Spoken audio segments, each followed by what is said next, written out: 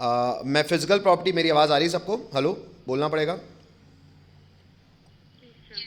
चलो, तो एक बार फिजिकल प्रॉपर्टी का रोमन नंबर 1 मैं पढ़ दे रहा हूँ भाई। पहला रोमन नंबर है कि all lanthanides are silvery white, जानकारी है, सफ़ेद सिल्वरी वाइट होते हैं, सॉफ्ट मेटल होते हैं। कभी भी कोई मेटल सॉफ्ट कब होगा? जब वो मेटालिक बॉन्ड कमज़ोर बनाएगा। अच्छा, ये मेटालिक बॉन्ड कमज़ोर क्यों बनाते हैं? ये मेटालिक बॉन्ड कमज़ोर इसलिए बनाते हैं क्योंकि भाई इनके जो वैलेंस इलेक्ट्रॉन हैं, यानी कि 6s और 5d के इलेक्ट्रॉन्स हैं, न्यूक्लियस से इतनी ज़्यादा दूर हैं कि न्यूक्लियस की सुनते ही नहीं है। सुनते नहीं है तो एक इलेक्ट्रॉन जो इतना डीलोकलाइज्ड है वो दूसरे डीलोकलाइज्ड इलेक्ट्रॉन से रिश्तेदारी यानी कि मेटालिक बॉन्ड बनाएगा ही बहुत कमज़ोर। इसलिए इनका capacity to form multiple bond is very less. इसलिए जानकारी है कि सॉफ्ट होते हैं, हालांकि आपको ना भी पता हो तो चलेगा, बस ये फिजिकल प्रॉपर्टी याद होनी चाहिए कि सॉफ्ट मेटल होते हैं। Next, tarnish rapidly in air. Tarnish को लिखा भी है बेटा लूज लश्चर। एक्चुअली मेटल्स हमेशा चमक होती है इनमें, पर लैंथेनाइड्स के जो मेटल्स हैं इनमें चमक नहीं होती। क्यों? क्योंकि ये अपनी चमक को खो देते हैं। क्यों? क्योंकि हवा के साथ ये कंटिन्यूसली ऑक्सीडाइज होते जाते हैं। अच्छा, तो चमक खत्म हो जाने को कहते हैं टार्निश हो जाना। जैसे होता है ना टैन हो जाना, सूरज में काले होते हैं तो टैन, अगर मेटल की चमक जाती है तो उसको टैनिंग नहीं कहते, टार्निश होना कहते हैं। Hello hello.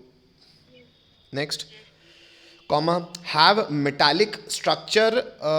भाई अल्टीमेटली हैं तो lanthanides transition inner transition metals ही हैं, जैसे ट्रांजिशन मेटल्स होते हैं, इन जनरल हैं तो मेटल्स ही, तो मेटालिक स्ट्रक्चर ज़रूर होता है इनका। हालांकि मेटालिक बॉन्ड वीक बनाते हैं पर बनाते तो मेटालिक बॉन्ड नहीं है, तो स्ट्रक्चर इनका मेटालिक ही होता है। Comma, good conductor of heat and electricity. Metal है तो गुड कंडक्टर भी होगा, ये लिखा है, कोई दिक्कत है फिजिकल प्रॉपर्टी में बच्चों की। Many Ln+3 ions are colored in solid state and in aqueous solution because of presence of unpaired F block, नहीं, because of presence of unpaired F electrons।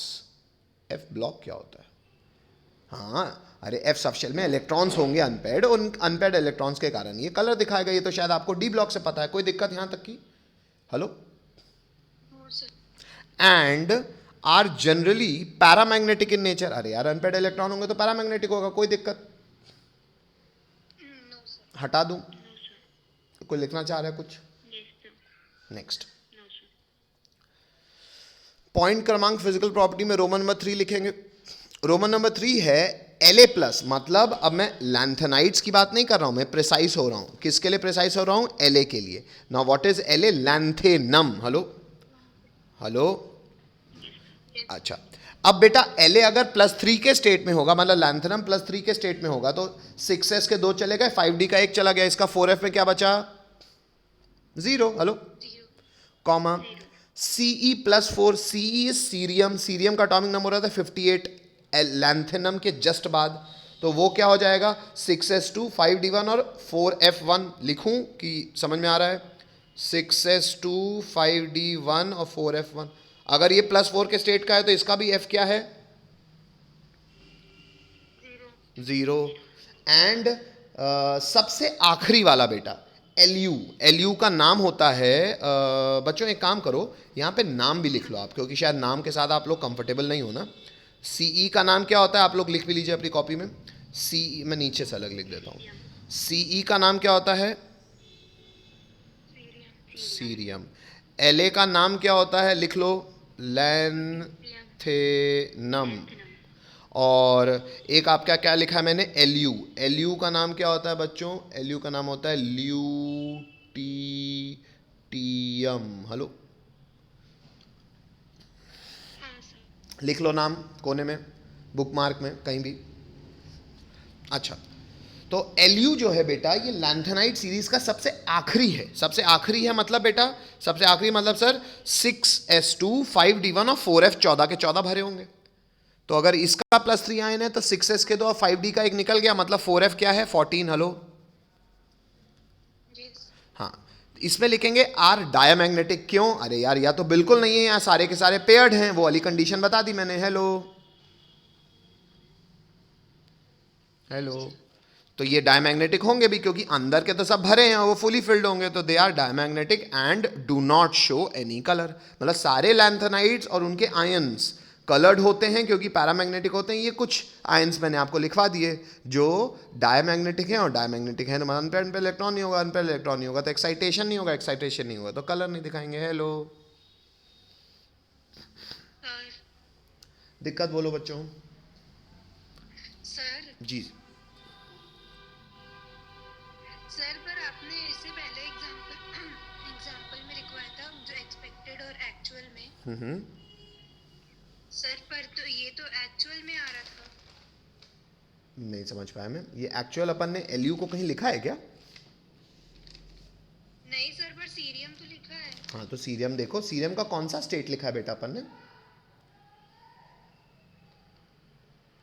है बेटा +4 ही लिखा है। +4 में डायमैग्नेटिक है पर्टिकुलरली। हाँ तो बेटा आयन, ये कभी भी कोई भी मेटल अगर कंपाउंड बनाएगा तो कोई पर्टिकुलर ऑक्सीडेशन स्टेट की ही बात होगी ना बेटा, कि वो पैरामैग्नेटिक है कि डायमैग्नेट है। मैं सीरियम की बात तो नहीं कर रहा हूँ, मैं C+4 के लिए बात कर रहा हूँ। हेलो हेलो, हाँ सर। अब दिक्कत? No sir. तो C+4 में तो बेटा कोई भी अनपेयर्ड इलेक्ट्रॉन नहीं होंगे तो डायमैग्नेटिक होगा। हाँ कोई और ये मान लिया मैंने आपकी बात कि ये +4 से +3 में आना चाहेगा। अरे जब आना चाहेगा तो फिर +4 नहीं रहा, +4 नहीं रहा तो +4 डायमैग्नेटिक है ना। हेलो, हाँ सर। ठीक है। बाकी लोगों को कोई दिक्कत? चल, कोई रोक नहीं रहा है। किसी को भी रोकना हो बेटा लिखने के लिए तो रोक लेना, मैं बार बार है ना पूछूंगा नहीं। चलो नेक्स्ट आगे बढ़ रहे हैं बच्चों। पॉइंट क्रमांक हमारा स्टामक क्या था बेटा? Physical property. नहीं रे, स्टामक general characteristic. General. General characteristic में फिजिकल प्रॉपर्टीज भी समाप्त होती है। पॉइंट क्रमांक 5 लिखेंगे। पॉइंट क्रमांक 5 है केमिकल प्रॉपर्टीज।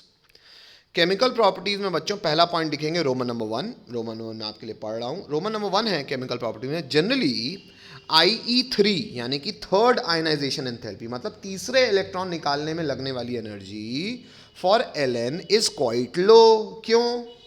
क्योंकि हम सबको पता है कि लैंथेनाइट्स को कौन से स्टेट में रहना भयंकर पसंद है। +3। तो +3 में जाने के लिए मरा जाएगा तो आयनाइजेशन काफी लो होगा। अच्छा, तो यही बात एक्सपेरिमेंटली ऐसे चेक हुई है कि generally IE3 for Ln is quite low, और इसका रीजन भी दिया जा रहा है because the loss of third electron is easier as it generally result to stable electronic configuration. Hello, हाँ सर। अच्छा, जनरली रिजल्ट क्यों लिख दिया है? क्योंकि कुछ कुछ केसेस में दूसरा वाला ऑक्सीडेशन स्टेट ज्यादा अच्छा है लेकिन फिर भी वो +3 में आने की कोशिश कर रहा है, मतलब उसको +3 में रहना इन जनरल लैंथेनाइट्स को बहुत पसंद है। इसलिए मैंने यहाँ पे जनरली लिखा है बेटा, क्योंकि हमने जो कुछ एग्जांपल्स पढ़े हैं ना उसमें वो एक्सेप्शनल केसेस हैं, लेकिन फिर भी वो एक्सेप्शनल केसेस से भी +3 में ही आना चाहते हैं, which is the group oxidation state of lanthanides. Hello hello hello, yes sir. कोई रोक रहा है? नहीं रोक रहा। Next, no sir. Chemical properties में रोमन नंबर 2 लिखेंगे। अब ये बहुत अच्छी और बोर्ड के लिए बड़ी इंपॉर्टेंट बात है बेटा। लैंथेनाइट्स हमेशा +3 में कंपाउंड बनाएंगे। और कोई मेटल आपको पता है जो आप बचपन से पढ़ते आए हो जो +3 में कंपाउंड बनाता है? पता है? एल्यूमिनियम। एल्यूमिनियम। तो एल्यूमिनियम के आपने जो जो रिएक्शन सोचे हो मन में सोच लो, और बस यहाँ पे Ln की Al की जगह Ln लिखना बस है, मन में Al मानो। इसलिए अब मैं Al बोलूंगा अभी। तो in general reaction of lanthanides are as follows. ये सब Ln के रिएक्शन है। Ln का पहला, अच्छा ये 1 2 3 4 मत लिखो बेटा, इसको ABCD लिखना है क्योंकि 1 2 3 4 तो आपने बड़ा लिखा हुआ है ना। तो Ln का पहला रिएक्शन है बर्न इन एयर। एयर मतलब ऑक्सीजन एक्सेस में। बेटा एल्यूमिनियम का कौन सा ऑक्साइड बनता है? Al2O3। Ln2O3। हेलो हेलो, अच्छा, metal aluminium plus acid forms salt plus hydrogen gas. Hello, चाहो तो सॉल्ट अलग से लिख भी लो, हाइड्रोजन गैस से मतलब है हालांकि। Hello, aluminium plus halogen, halogens यानी कि X2 AlX3 बनाते हैं। Hello, halides. हेलो, हेलोजन्स को X2 लिख भी लो तो AlX3 को लिख दिया LnX3 हेलाइड्स। हेलो, अच्छा, एल्यूमिनियम प्लस पानी forms metal plus water forms base plus hydrogen gas, यानी कि एल्यूमिनियम का हाइड्रोक्साइड AlOH होल थ्राइस तो LnOH whole thrice plus H2 gas. Hello, yes sir. अच्छा, पांचवा है अच्छा ये दिख नहीं रहा है, लैंथेनाइड्स बेटा विथ कार्बन, ये नहीं दिख रहा है। विथ नाइट्रोजन है, विथ नाइट्रोजन। नहीं बेटा, पहला कार्बन है फिर नाइट्रोजन है। कार्बन फैमिली है, पहले कार्बन है। पहला कार्बन है बेटा, पांच मतलब पांचवें को आप लिखेंगे हालांकि स्मॉल ई, तो स्मॉल ई है विथ कार्बन, तो यहाँ पे सी लिख दो। दिख रहा है सबको अभी? हेलो, हाँ सर। अच्छा, एल्यूमिनियम कार्बन के साथ क्या बनाता है बेटा? कार्बाइड। हेलो, एक सेकंड रुकिएगा बच्चों, एक सेकंड रुकिएगा। हेलो। हाँ माता। आंखें मल रहे हैं, आपको सोना है। तो एल्यूमिनियम फॉर्मूला नहीं लिखा हमने, हमने सिर्फ कहा कार्बाइड्स। क्यों? क्योंकि कार्बन की मल्टीपल बॉन्ड फॉर्मेशन के कारण अलग अलग फॉर्म बन सकते हैं, इसलिए हम अलग अलग फॉर्म लिखेंगे ही नहीं, हमने सिर्फ कार्बाइड लिख दिया। और नाइट्रोजन के साथ बनाएगा nitride which is AlN of the form AlN, तो वो वहां पे हो जाएगा LUN। हटा दूं, आगे बढ़ जाऊं? कोई कुछ पूछना चाहेगा?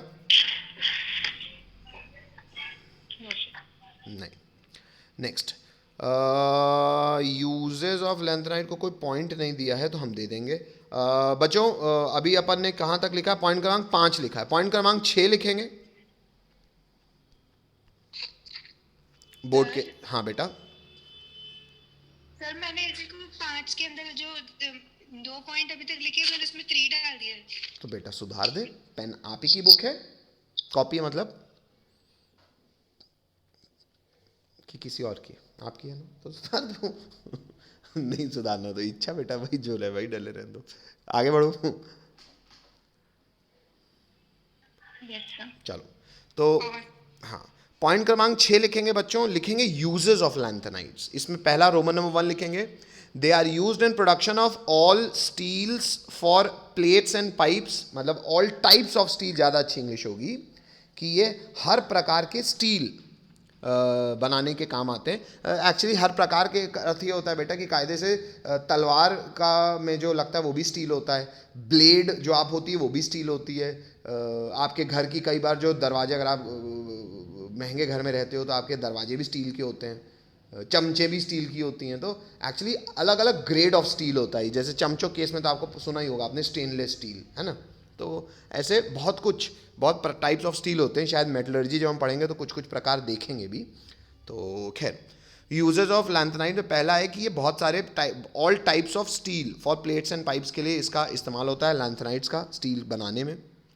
Roman number 2, a well known alloy called misch metal, बहुत ज़रूरी बात बोर्ड के हिसाब से भी, misch metal MISCH, misch metal, which consist of lanthanum 40%, cerium 50% and other lanthanides 5%, comma लोहा 5%, and traces of sulphur, carbon, calcium, hydrogen. Hello, बहुत ज़रूरी है बेटा। हेलो,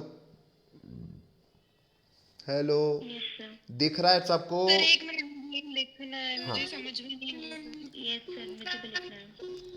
मैं फिर बोल देता हूँ, मैं फिर बोल देता हूँ, मैं इनफैक्ट लिख भी देता हूँ पूरा, फिर से सुन लो बेटा। मैं इंग्लिश पढ़ रहा हूँ। A well known alloy is misch metal, MISCH, misch metal, ये बहुत फेमस अलॉय है। इसमें बेटा जो लैंथेनाइड्स ही लिख लो, या तो आप लोग पता है।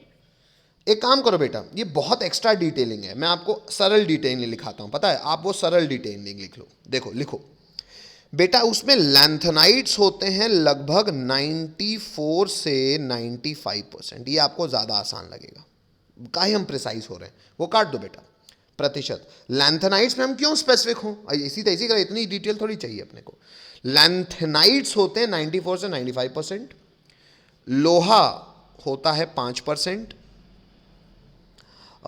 एंड बाकी वो बात ठीक है, एंड क्या इसके अलावा ट्रेसेस ऑफ सल्फर, एक सल्फर हो गया, इसके अलावा carbon, trace, carbon, calcium and hydrogen. नहीं नहीं मैं वो भी बता देता हूँ। एंड ट्रेसेस ऑफ, उसमें मिल जाता है बेटा आपको sulphur, carbon, silicon, calcium and aluminium. ये लिख दो बेटा, ये लिखो। लिखो तो हाँ बोलो, मुझे 1 मिनट का समय। इतना बढ़िया कॉम्पोजिशन का है बताए हो तो बेटा नेक्स्ट लाइन से अगर वहाँ पे आपके पास जगह नहीं है तो कहीं ऊपर नीचे लिख लीजिए। इंग्लिश लिखेंगे बच्चों मिश मेटल के लिए, लिखेंगे दिस अलॉय, मिश मेटल की बात कर रहा हूँ मैं, this alloy is used for making, अच्छी अच्छी चीज़ें बनाने का काम आता है, जैसे कि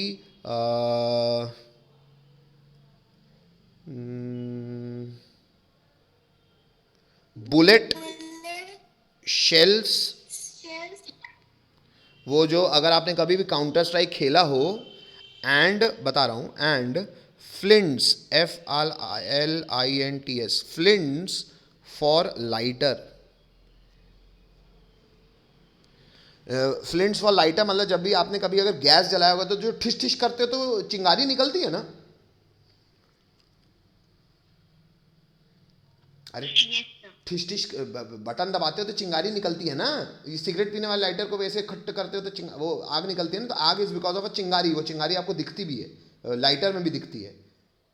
तो वो जो उसमें जो मेटल का इस्तेमाल होता है आगे आगे, वो मिश मेटल ही है। और दूसरी चीज़, जो बुलेट के शेल्स होते हैं, जो अच्छी अच्छी बंदूकें होती हैं, अगर आपने कभी पिक्चर देखी या काउंटर स्ट्राइक खेला हो तो कभी भी गोली मारते हो तो एक शेल बाजू में गिरती है आपके पास, जिसके अंदर बारूद भरा रहता है। बारूद आगे चला जाता है और जो खाली खोखा होता है वो गिर जाता है। हेलो, ऐसे ही देसी कट्टे में नहीं, अच्छी अच्छी मतलब स्नाइपर में, मैवरिक में।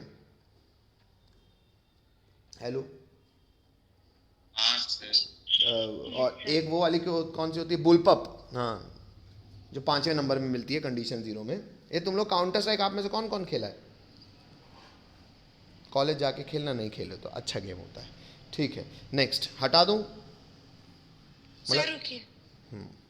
मतलब वेट जाके खेलने का मतलब नहीं है, अच्छे कॉलेज जाना तो खेलना।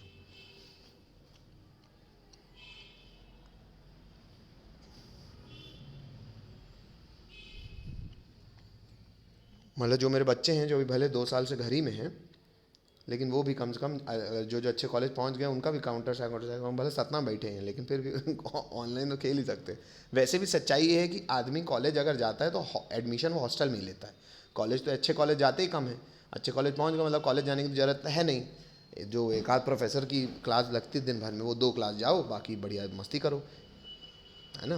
लेकिन तभी संभव है जब अच्छा कॉलेज जाओ। चलो हटा दूँ?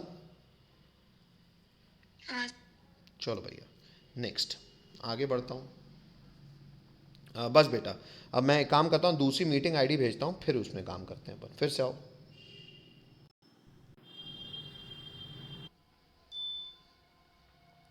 चलो, तो यहाँ से बच्चों लैंथेनाइट्स की कहानी समाप्त हो गई। अब शुरू करते हैं एक्टिनाइट्स। एक्टिनाइट्स पढ़ मैं ही देता हूँ। एक्टिनाइट्स में लिख रहे हैं हम कि they have general electronic configuration of 5f 1 से लेकर 14, 6d 0 से लेकर 1 और 7s 2। हेलो, ये 0 से लेकर 1 इसलिए क्योंकि अंदर 4f को हाफ फिल फुली फिल करने के लिए कभी कभी ये 1 अंदर चला जाता है। हेलो, हाँ ना बोलना पड़ेगा। ये हो गया पॉइंट नंबर 1। एक्टिनाइट्स में पॉइंट नंबर 2 है ऑक्सीडेशन स्टेट। रोमन नंबर 1 उसमें लिखेंगे unlike lanthanides, actinides show large number of oxidation state because there is very small energy gap between 5f 6d and 7s subshell. ये सभी बहुत बाहर हैं। तो सभी बहुत बाहर हैं तो न्यूक्लियस की कोई नहीं सुनता। तो कब कौन कितने इलेक्ट्रॉन दे दे क्या मालूम। तो पता नहीं सर कितने नंबर ऑफ ऑक्सीडेशन स्टेट दिखाते हैं। Hence the 5f electron can easily participate in bonding. इसलिए वो भाई मुंह मारने बाहर जाते रहते हैं तो बहुत सारे ऑक्सीडेशन स्टेट दिखाते रहते हैं। बोलना पड़ेगा।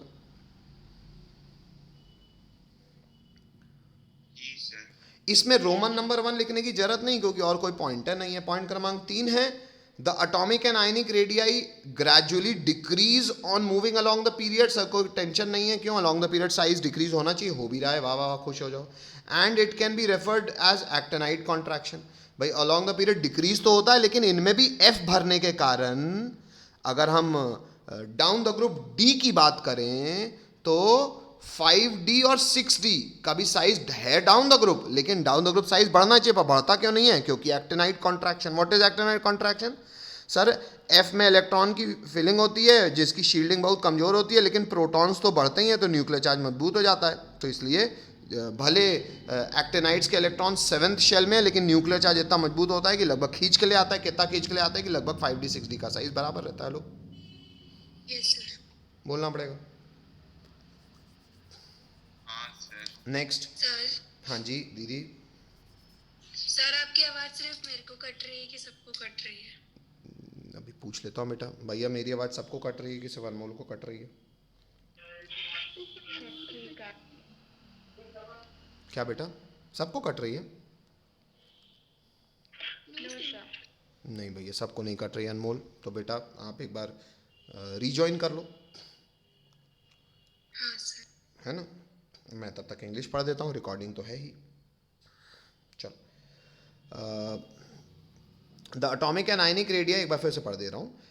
Gradually decrease on moving along the period and it may be referred as actinide contraction, full stop. However the shielding of 5f electrons are also very poor, which result in greater contraction from element to element in this series. अब greater contraction क्यों कह रहा है भाई? Greater contraction या भाई अगर 4f की शील्डिंग कमजोर है तो कह रहा है 5f की और ज़्यादा कमजोर है। अच्छा उससे क्या हुआ? और ज़्यादा कमजोर से Z इफेक्टिव और ज़्यादा मजबूत हो गया। Hello hello. अरे वैसे भी इनका Z इफेक्टिव और ज़्यादा मजबूत होना ही पड़ेगा। क्यों? क्योंकि सर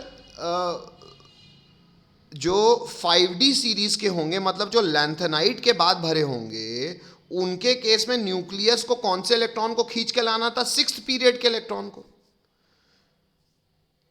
सर एक्टिनाइड्स यानी कि 6D सीरीज के जो एलिमेंट होंगे, यानी कि एक्टिनाइड के बाद के जो एलिमेंट होंगे, उनके केस पे न्यूक्लियस को कहां से खींच के लाना है? 7th शेल से। 7th शेल से वो खींच के लाके लगभग इसके बराबर करेगा, तो ऑब्वियस बात है इसका Z इफेक्टिव ज्यादा बड़ा होना ही चाहिए। Hello hello. Yes sir. Hello. तो यही वाली बात है कि 4f की शील्डिंग अगर कमजोर होती तो इनकी और ही कमजोर होती, तब ना न्यूक्लियस इतना मजबूत है, तब ना जाके 7th शेल के भी इलेक्ट्रॉन को लगभग उतना ही पास ले आ रहा है जितना 4D सीरीज के एलिमेंट रहते हैं, है ना। तो ये लैंथेनाइड कॉन्ट्रैक्शन जैसे होता है वैसे ही उतनी शिद्दत से, बल्कि ज़्यादा शिद्दत से होता है एक्टिनाइड कॉन्ट्रैक्शन। ठीक है नेक्स्ट। ये बहुत ज़रूरी और आखिरी पन्ना है बेटा हमारा, नोट लैंथेनाइड एंड एक्टिनाइड का कंपैरिजन। इसमें हम कुछ सिमिलैरिटीज़ की बात करेंगे और कुछ डिफरेंसेस की। तो पहले हम सिमिलैरिटीज़ की बात कर रहे हैं। पहला है कि दोनों +3 का ऑक्सीडेशन स्टेट तो दोनों ही दिखाते हैं, भले एक्टिनाइड और भी दिखाते हैं पर +3 तो दिखाते हैं, तो ये वाली बात तो सिमिलैरिटी हो गई। दोनों इलेक्ट्रोपॉजिटिव हैं और काफ़ी ज़्यादा रिएक्टिव हैं। भाई दोनों मेटल हैं, क्योंकि वैलेंस शेल में इलेक्ट्रॉन्स हैं तो दिए आते हैं, तो इलेक्ट्रोपॉजिटिव हैं।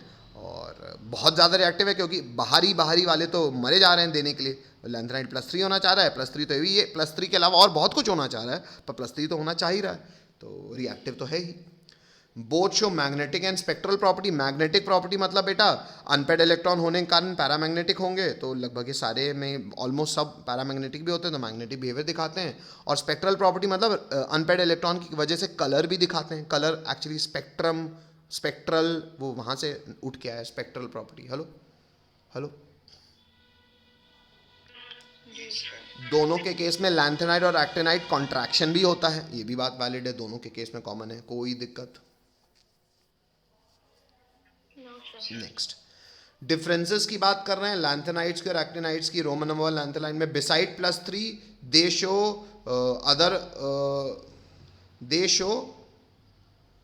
Other few oxidation state. हमने देखा है ना +2 +4 कभी कभी थोड़ा बहुत फ्यू दिखा देते हैं। हेलो ये +3 के अलावा दे show many more oxidation state, ये बहुत सारे एक्स्ट्रा दिखाते हैं। हेलो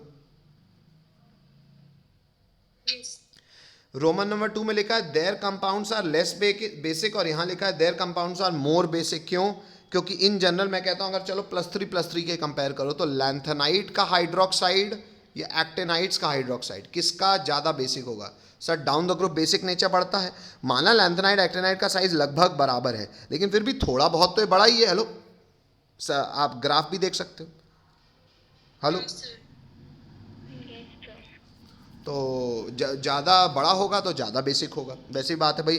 उसको इलेक्ट्रॉन देने हैं, लैंथेनाइड को इलेक्ट्रॉन देने हैं 6s के और 5d के, एक्टिनाइड्स को देने हैं 7s के और 6d के, तो थोड़ा सा तो ज़्यादा ही आसान है देना। Hello yes sir. Next, they have less tendency toward complex formation, they have greater tendency toward complex formation because they can show higher oxidation state। भैया कॉम्प्लेक्स फॉर्मेशन कब होता है?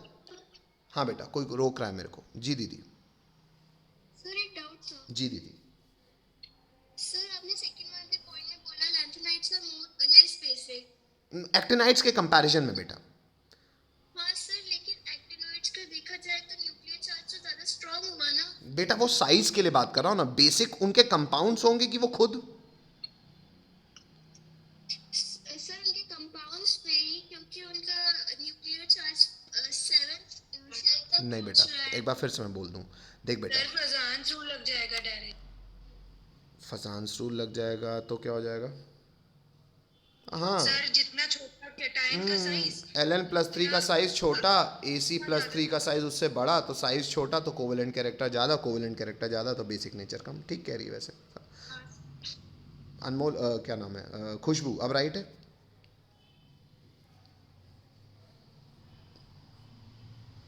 खुशबू बोलना पड़ेगा, बताऊं इसको फिर से बोलूं मैं? सर लेकिन आपने एक केस में लिखवाया था कि वो एक सेकंड देखो वो LA और LU के बीच में था। एक सेकंड भैया, उसको खुशबू को डाउट तो पूछ लेने दे, रुक तो जा। हाँ बेटा खुशबू बोल। सर क्योंकि एक स्टूडेंट में हाँ तो ढूंढ ले, आराम से ढूंढ ले, कोई टेंशन नहीं है। ऐसे घर में बैठ के पढ़ने का आनंद भी तो लेना चाहिए अपने। घंटे का कोई दिक्कत थोड़ी है, आधा 15 मिनट ऊपर हो जाए, क्या दिक्कत है? बोलो। अच्छा ये मैं इसको तो पॉज कर दूं यार, कहानियां चल रही कर रहा हूं मैं बेटा। They have less tendency towards complex formation, और लिखा they have greater tendency towards complex formation because they can show higher oxidation state. अब बेटा कॉम्प्लेक्स क्या होता है? कॉम्प्लेक्स होता है कि सर एक सेंट्रल एटम होता है, उसमें कोई प्लस का स्टेट होता है, कोई ऐसे लिगेंड्स होते हैं जिनमें लोन पेयर यानी कि वो नेगेटिव केंद्र की तरह बिहेव करते हैं और इस प्लस से खींचे आते हैं तो इसको इलेक्ट्रॉन दे देते हैं। अल्टीमेटली ये लोन पेयर इसकी तरफ खींचे क्यों आ रहे? Because of its charge density. Hello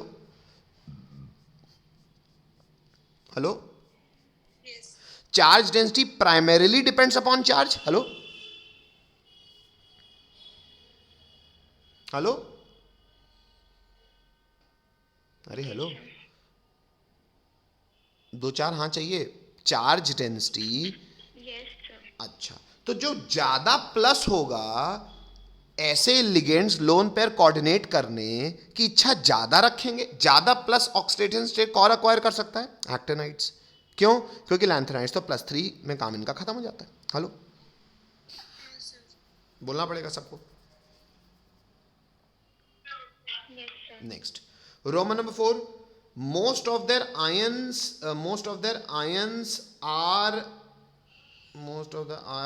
are colorless लिखना चाहिए, are colorless। और कलरलेस क्यों होते हैं बेटा? क्योंकि लगभग एक्टिनाइड्स के कंपैरिजन में इनके पास अनपेयर्ड इलेक्ट्रॉन्स नहीं होते। दूसरी चीज, एक्टिनाइड्स के कंपैरिजन में इनके इलेक्ट्रॉन फिर भी अंदर हैं। हेलो, हाँ सर। उनको एक्साइट करने में एनर्जी जो होगी, हो सकता है वो ज़्यादा फ्रीक्वेंसी की लगे जो विजिबल रेंज में ना हो, हायर एनर्जी रेडिएशंस लगे। हेलो एक्टिनाइड्स के कंपैरिजन में। हेलो हेलो, एक्टिनाइड्स के इलेक्ट्रॉन क्योंकि ज़्यादा बाहरी है, एबिलिटी है विजिबल रेंज की रेडिएशन लेके एक्साइट हो जाने की, तो कलर दिखाने की। Hello yes sir. तो कंपैरिजन की बात है बेटा, है ना? तो एक्टिनाइड्स के कंपैरिजन में मोस्ट ऑफ इनके आयन कलरलेस होते हैं और एक्टिनाइड्स के कलर्ड होते हैं। हेलो, हमेशा नहीं कह रहा हूं बेटा, एक्टिनाइड्स के कंपैरिजन में कह रहा हूं। हेलो, हो सकता है तुम्हारे पास पैसा हो पर शाहरुख खान के आगे नहीं।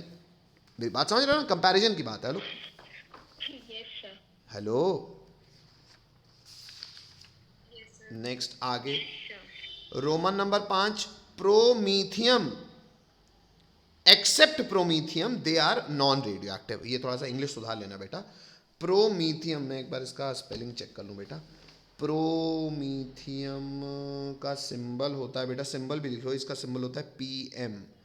पीएम कहलाता है प्रोमीथियम। हाँ स्पेलिंग सही है। प्रोमीथियम सिंबल होता है पीएम।